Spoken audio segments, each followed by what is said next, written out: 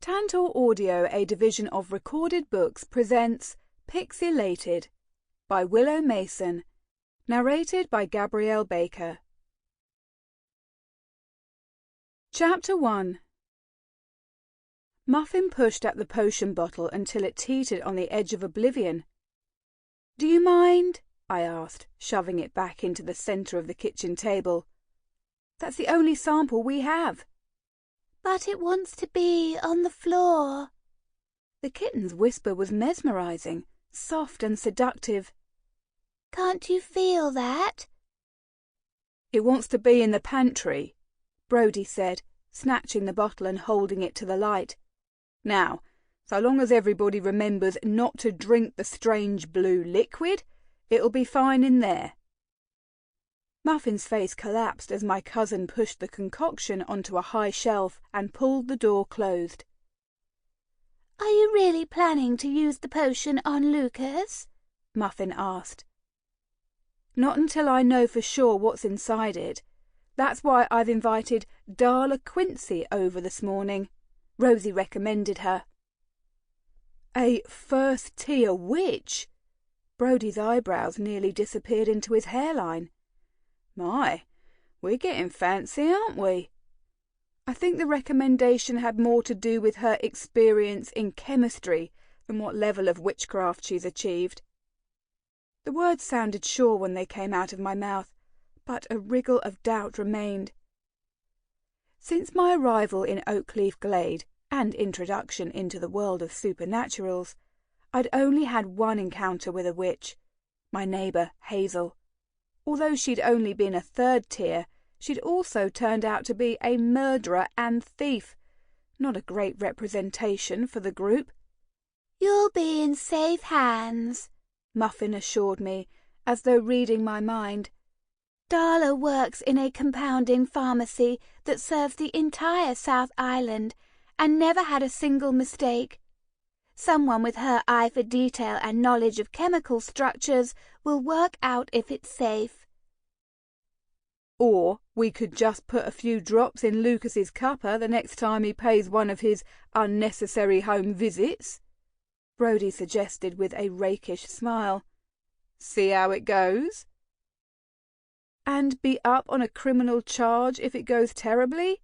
I answered, giving him a poke in the ribs. "Aren't you going to be late for work?" "Nope, but I am running late for a job interview." My mouth fell open. When did this happen? Another thought occurred to me. "Oh my gosh, you haven't been fired from the Tavern Cafe, have you? I'm happy to boycott them if that's the case, only their cheesecake was divine, and no other restaurant in town understood the art of triple deep frying their chips to achieve maximum crunchiness." "Don't worry, no one's been fired. I'm just sick of working weird hours for minimum wage." "Where's the interview?" Muffin asked, tackling what should probably have been my first question. "And what's the job?" I left off giving Brodie the third degree to answer the door. "Our regular early morning delivery from the town's best bakery." "Here you go." I unwrapped a triple chocolate muffin and passed it across to my kitten before taking another for myself. Pet ownership had greatly increased my sugar consumption. "I'll tell you if I get it," Brodie said, instantly becoming a man of mystery. After helping himself to an apple muffin topped with a slice of tasty cheddar, aged enough to put hairs on his chest, he waved goodbye and shot out the door. "Perhaps he's lined up a job at the bakery," Muffin said in a voice full of hope, "since you wouldn't even try." "They didn't have an opening," I reminded her, pressing my finger against the muffin wrapper to pick up each delectable crumb. "But I should probably look for something. The jar in the pantry might refill itself now, but it doesn't mean it will forever." The money jar my great-aunt had somehow magicked into providing a steady stream of crumpled notes had been a delightful find. However, after spending 3 weeks lounging around at home, interspersed with doses of crime-solving weirdness. I could feel my natural work ethic reasserting itself. A break was nice, but I needed to find something industrious on which to spend my time. When I first arrived, there'd been talk of an opening at the sewing store in town, a position that would have suited my skills admirably. Unfortunately, the ad was long gone from the area's tiny recruitment section. "The library needs an assistant." Muffin stretched and jumped from the table, running straight for a bright patch of morning sun. "Although I'm not sure if the role is paid." "I'm happy to volunteer my services for now," especially since I had no idea of how to be a librarian except for shushing. That I could do like a champion. Once Darla's been and gone, I might head along there. "It'll be nice to have this place all to myself during the day." Muffin stretched out full length and smacked her lips before rolling over to expose her belly to the light. "I didn't realise I was cramping your style," I said, while transferring the remaining bakery items into an old biscuit tin.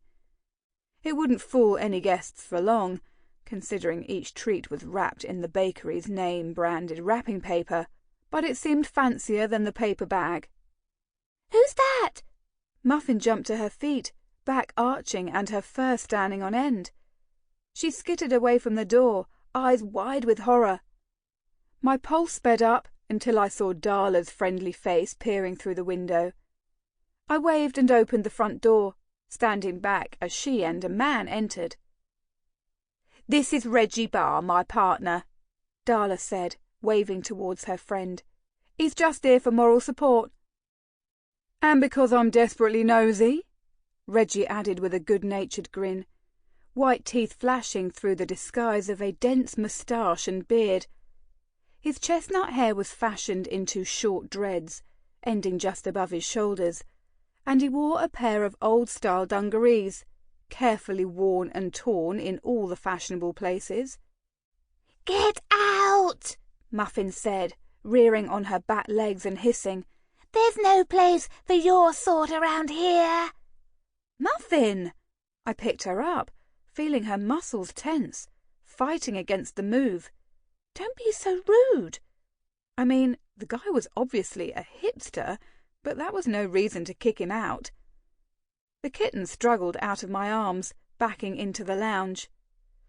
"I'm so sorry," I said, shaking my head as Muffin retreated into the far corner, almost out of sight.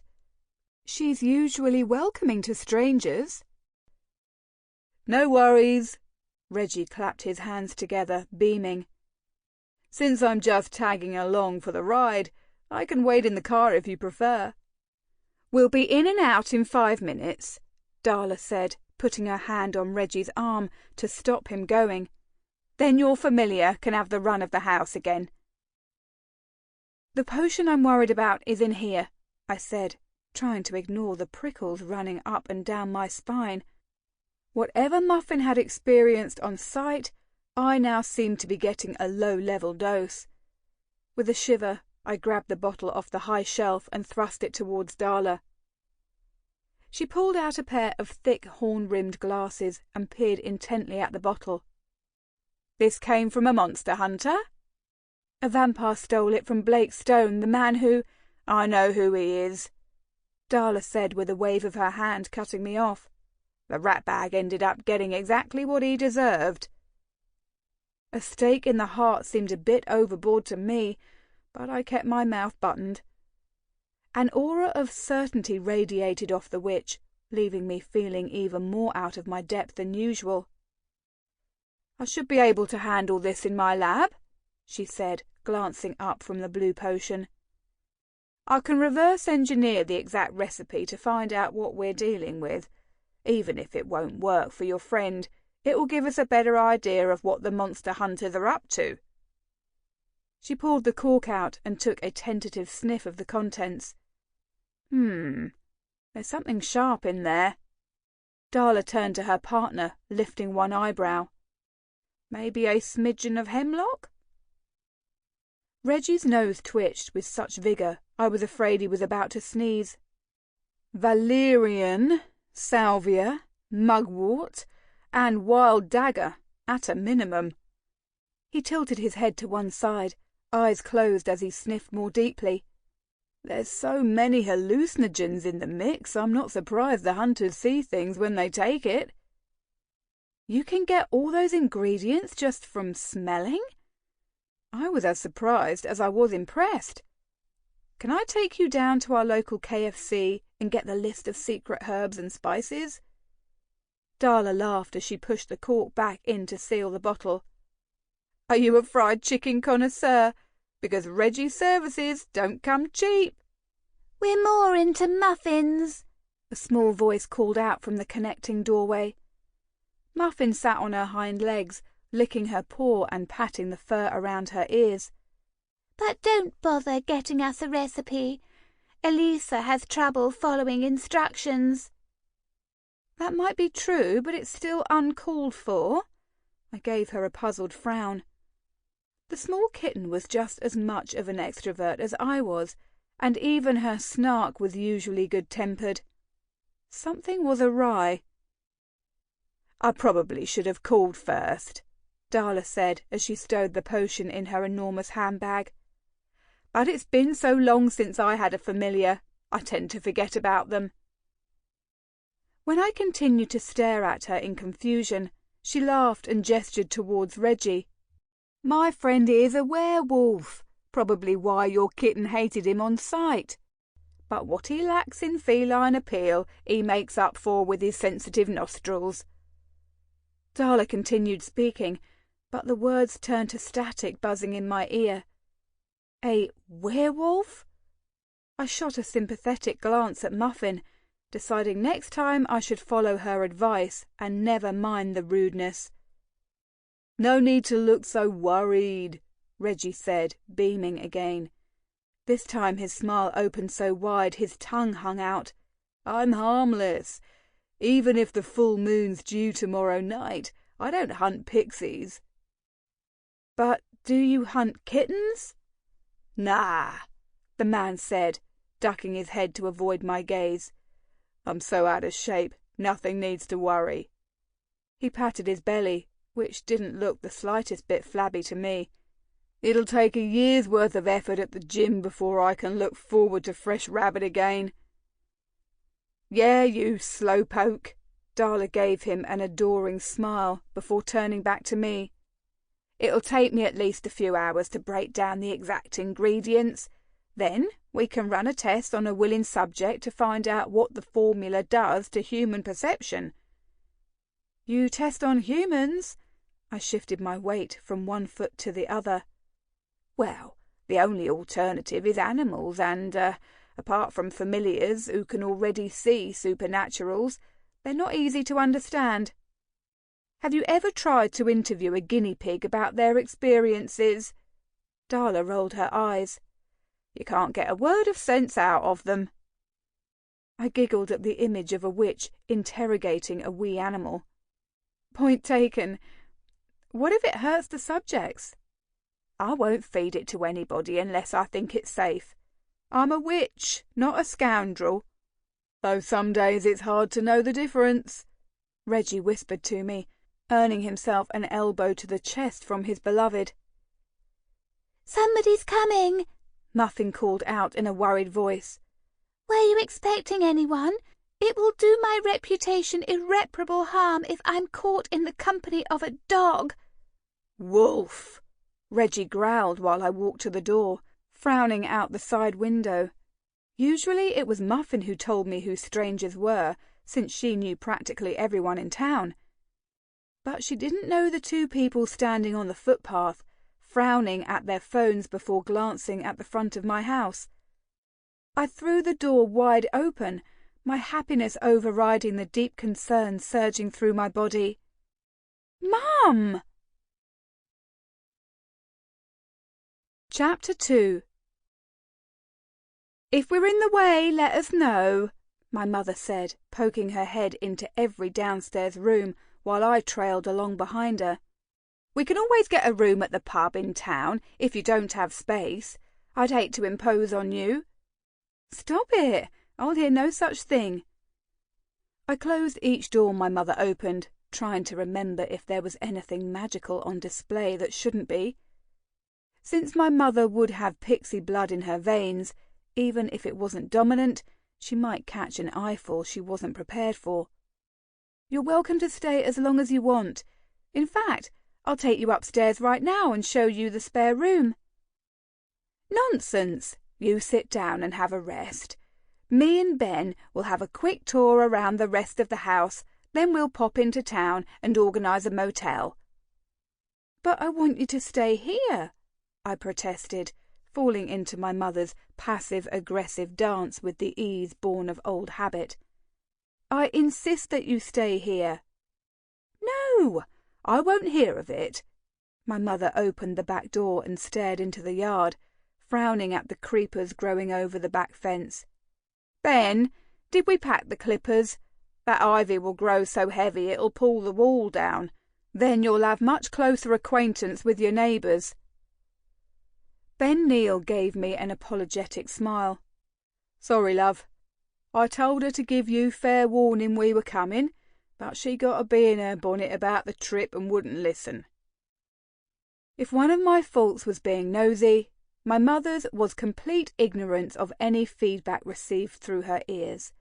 Along with that ran a deep streak of stubbornness, which annoyed me no end, because I'd inherited the exact same trait.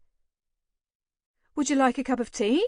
I asked, giving up and deciding I might as well wait out the inspection in the peace of the kitchen. "We've got a nice array of muffins too, if you're hungry." "Sounds great." Ben nodded to the other guests as he settled in at the table. Although he'd never officially done the deed and married my mother, he still insisted on introducing himself as my stepfather. "We should probably go," Darla said with a glance at her watch. "I've got a long list of medicines to prepare and ship out before the last courier pickup." "You're a chemist?" Ben's eyes lit up, and he grabbed the witch's hand, forcing her to take a seat. "Excellent. My doctor diagnosed me with sciatica, but doesn't have a clue on how to manage the pain. What would you recommend?" "My dad suffered from that," Reggie said with sympathy. "Got so bad he could hardly work." "It's a trial." Ben's eyes twinkled. The only thing he loved more than comparing war wounds was detailing their effects on his daily life. How my mother coped with knowing every twinge and ache all day long, I couldn't imagine. "Elisa, do you have a man living here?" With a guilty gasp, I ran to the foot of the stairs and peered upwards into my mother's angry face. "It's not what you think," I said, scampering up the steps. "He's not a man. He's Brodie." Muffin sniggered, no doubt storing up that tidbit for a later revelation.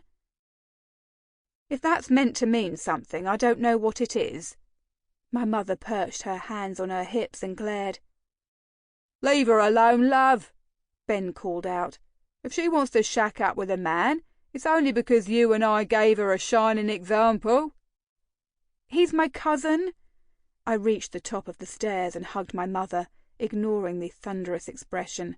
"There's no funny business. He just can't afford his own place at the moment, so I told him he was welcome to stay." "What cousin?" My mother refused to be mollified.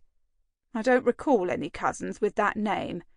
I hope you've not let a stranger take advantage of your hospitality. You're such a generous soul. You must pay extra special attention. Otherwise you'll end up destitute."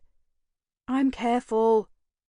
Well, this Brodie better be able to recite our family history backwards and forwards. Otherwise he can look for another place to stay tonight." "You can't kick out my roommate." I mirrored my mother's body language, shoving my hands onto my hips with my chin jutting out. "And what family history? You haven't told me anything about our family." "Of course I have. You know Uncle Pete and Aunt Ginny?" "Wow, okay. And are we now pretending that's the entire family? My mother's face went dull with shock, but she soon rallied. It's the only part we care about. Now, where's this room? Ben needs to rest after the long drive up here. I'm okay, Ben called out from downstairs. Why don't you come down and join us in a cup of tea? They've got muffins. They soon won't if you keep guzzling them, Muffin said, followed by a string of what might have been kitten expletives. Elisa, can you get your family under control? This isn't acceptable behaviour. I rolled my eyes at my familiar, remembering too late my mother couldn't hear the kitten, so thought I was dissing her. That's how you treat your mother now? With a sigh, I closed my eyes and remembered how nice our daily phone calls had been.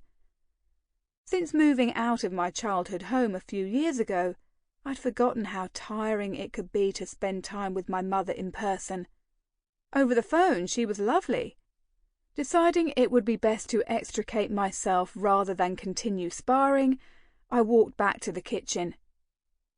Downstairs, Ben sat, happy as a clam, with a cup of tea in one hand and the remains of a peach and custard muffin in the other. A distraught kitten sat opposite him, while Darla and Reggie stood, declining offers from my quasi-stepfather that he had no right to make. We should probably get going, Darla repeated as soon as I walked into the room. Nonsense, Ben insisted, pulling his chair around to face the witch. There's plenty of time left in the day. Tell me how you know our Lisey. Ugh, how I hated the nickname. What was so difficult about pronouncing 3 syllables? That's not my name. She loves it, really, little Lisey. I've called her that since she was only this high. Ben's hand hovered about 2 feet off the floor.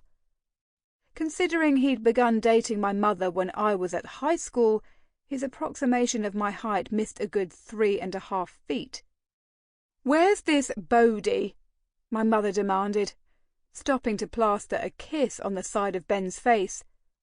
Brodie, and he's at a job interview at the moment. He doesn't have a job.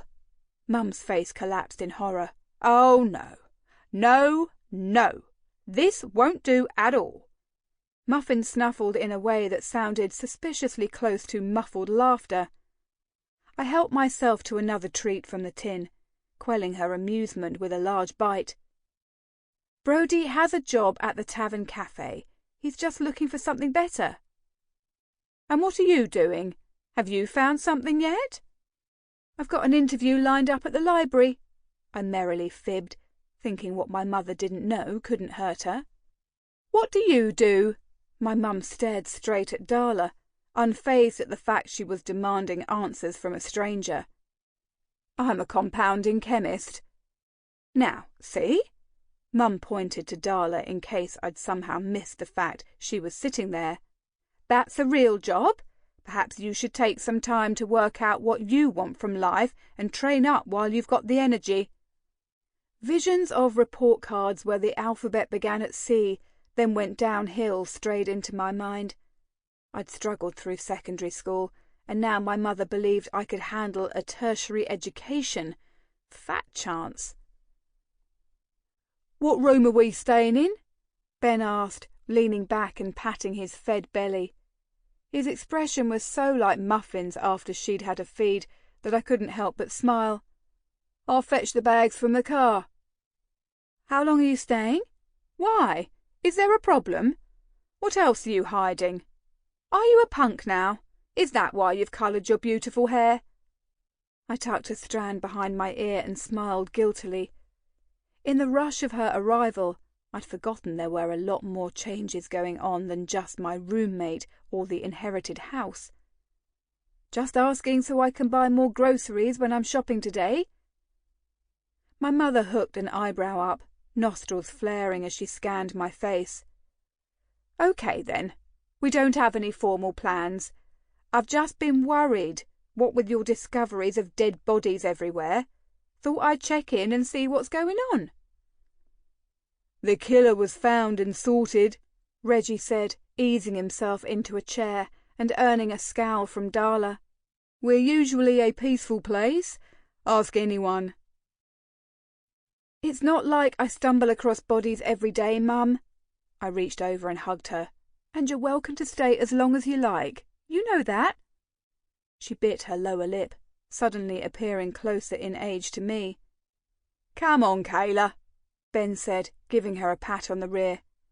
"Once I've sorted out the luggage, we can take a nice stroll around town and see what this place is like for ourselves." "Fine," she threw out her arms. "Just call me an overreacting busybody. Show us this spare room and we can work things out from there. But remember, I'm still happy for us to stay somewhere else. Don't want to be a burden." My inside squirmed at her protestations, but I kept my mouth shut. No matter what I said, it would go down the wrong way. Although my mother would already have seen my messy bedroom, I closed the door as I reached the landing. Brodie's attic room was up a short staircase to the side of my room, and I walked straight past, unlocking a side door and showing Mum and Ben inside. "I think this used to be the servants' quarter," I explained, opening the shutters. "There's a bathroom through the connecting door there," I pointed, "and the sliding door here opens onto a balcony."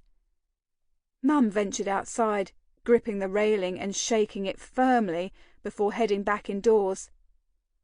"It doesn't seem safe. Have you got a building inspection?" "No, not yet." "These old places can be death traps, you know." I nodded. Considering the house was self-repairing, I wasn't worried in the slightest, but that explanation was at the end of a long road I didn't want to venture down. "We'll just keep the door locked," Ben said, doing the deed. He stood back and twirled around, his eyes taking everything in. "This is far grander than anything I was expecting. If you sell this place, you'll make a mint." "I have no plans to sell," I blurted as Muffin's face turned thunderous. "This is just perfect." Darla sidled into the room, her protestations she must go overturned by the temptation of snooping. Reggie pressed in behind, his nostrils flaring as he sniffed the air. "It's musty," I apologized, opening a window. "As far as I know, Great Aunt Esmeralda didn't use this part of the house at all." "She certainly didn't." Muffin strode across the room and jumped on the bed, raising a cloud of dust. "Do you feel the atmosphere? It's downright oppressive."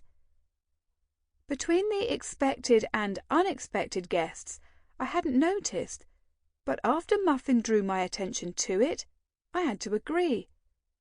The feeling of disuse was one thing, but I struggled to catch my breath in the heavy air. Unusual and unpleasant. "There's something hidden away over here," Reggie said, tugging at an inset closet door. Locked. He sniffed along the tiny gap between the door and the jamb, growing more excited with each breath.